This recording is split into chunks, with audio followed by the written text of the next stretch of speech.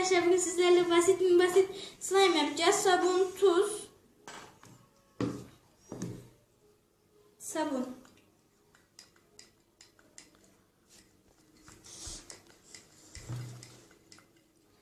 Sabunla köpürene kadar karıştıracağız.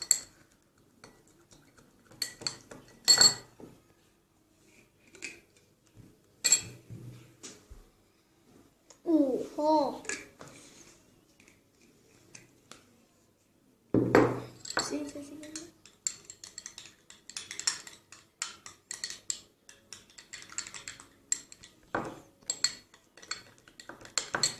Tuz dökeceğim. Miktarını göster. Ne kadar? Önce bu kadar atacağım. Çok sabun atar, tuz atarsa eriyor, eritiyor. Sabunla eritiyor. Oldu gibi parladı ama olmadı.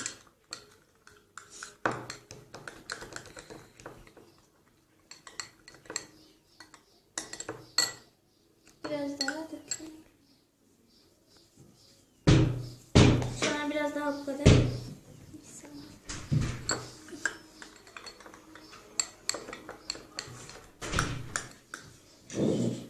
Slime gibi oldu. Bunu buzdolabına koyacağız. Bakın. Şimdi bunu kamerayı durdurup buzdolabına koyacağız. Arkadaşlar buzdolabından çıkardık. Bakın. Çok güzel. Bakalım. Bakın toplanıyor. Çok güzel olmuş.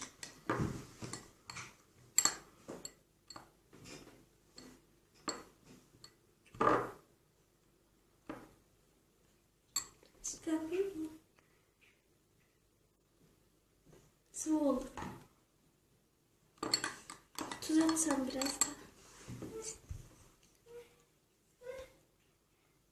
Bu kadar tuz atacağım.